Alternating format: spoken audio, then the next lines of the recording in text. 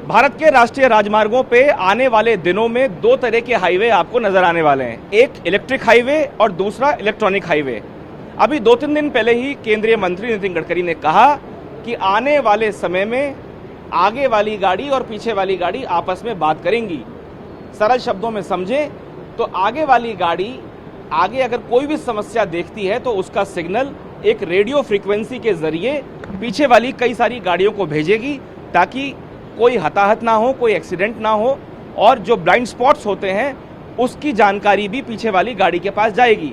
हमारे साथ सिन्हा साहब मौजूद हैं बात करने के लिए। हम इनसे समझेंगे कि इलेक्ट्रॉनिक हाईवे और इलेक्ट्रिक हाईवे आखिर है क्या और किस तरीके से ये गाड़ियां आने वाले वर्षों में भारत के राष्ट्रीय राजमार्गों पे बात करने का काम करेंगी। सर, दोनों समझाएं पहले आप। नमस्कार। लंबे समय से इस अभाव को नोटिस किया जा रहा था कि व्हीकल एक या दो गाड़ियों की एक्सीडेंट होती है और सिर्फ सूचना नहीं पहुंचने की वजह से पीछे से तेज गति से आ रही जो गाड़ियां हैं वो भी उसमें टकरा जाती है। जहां 4 लोगों की मौत होनी थी वहां 24 लोगों की मौत हो जाती है।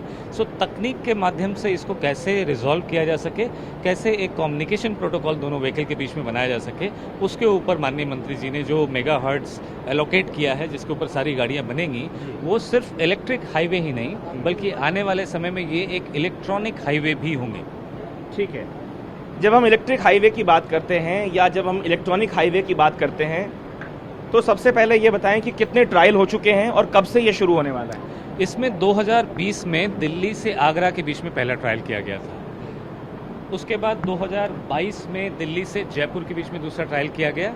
2024 में ट्रक और 55 टन की जो बड़ी लॉजिस्टिक वाहन है उनका भी ट्रायल किया गया। और इस वक्त हम करीब 5500 किलोमीटर का इलेक्ट्रिक वाहन भारत भर में बना रहे हैं, जिस पर ऐसी बड़ी करीब 4.5 से 5 एकड़ की चार्जिंग स्टेशन होगी। ये अपने आप में 100 किलोमीटर में सिर्फ एक होगी और इन इलेक्ट्रिक स्टेशंस के साथ जुड़े होंगे लोगों को वो कॉन्फिडेंस देने के लिए तकनीकी बैकअप, और उनकी गाड़ी अगर ख़राब हो जाती है, अमूमन डीजल में 3 घंटे 2.5 घंटे में बैकअप आता है, इसमें मात्र 30 मिनट में बैकअप आएगा। जिन गाड़ियों की कम्युनिकेशन उन व्हीकल के साथ है उनको उस तरफ, जैसे आप देख रहे हैं कि ये स्टेशंस आसपास से आने वाली गाड़ियों का डेटा रिसीव करती हैं बीएमएस के थ्रू, और ये अनुमान लगा लेती हैं रियल टाइम में कि ये गाड़ी अगले स्टेशन तक पहुंचेगी या नहीं पहुंचेगी। यदि खराब होगी तो 30 मिनट में उसको आपातकालीन सहायता, एम्बुलेंस, पुलिस, तो फायर, हम इलेक्ट्रॉनिक हाईवे कहेंगे। इसको इलेक्ट्रॉनिक और इलेक्ट्रिक दोनों है ये इस ई का मतलब। और ये अभी हम इसको दिल्ली से कन्याकुमारी के फेज में है। ये ट्रायल्स पूरे हो चुके हैं, चेन्नई और त्रिची, दिल्ली आगरा और दिल्ली जयपुर। इस वक्त हम 5500 किलोमीटर इसको बनाएंगे, जो कि भारतमाला और सागरमाला, ये माननीय पूर्व प्रधानमंत्री श्री वाजपेयी जी का स्वप्न था, जो अब धीरे धीरे पूरा होता हुआ दिख रहा है। तो ये आप देख रहे हैं कि 14 राज्य, 27 शहर, 26 e highway, 270 station, 28 depot hubs, 28 control room. तो ये तैयारी है भारत के आने वाले भविष्य के अंदर राष्ट्रीय राजमार्गों की। जब आप अपनी गाड़ी से अपने घर से हाईवे पे चढ़ेंगे तो आपकी गाड़ी के अंदर एक फ्रीक्वेंसी आपको मिलेगी, वो इनबिल्ट होगी, और आगे वाली गाड़ी जो समस्याओं को फेस करेगी उसका सिग्नल आपकी गाड़ियों तक भी मिलेगा। साथ साथ अगर आपकी गाड़ी किसी आपातकालीन स्थिति में फंस जाती है तो उसके लिए भी इस तरह के स्टेशंस भारत सरकार बना रही है, ताकि आपको जल्द से जल्द मदद मिल सके।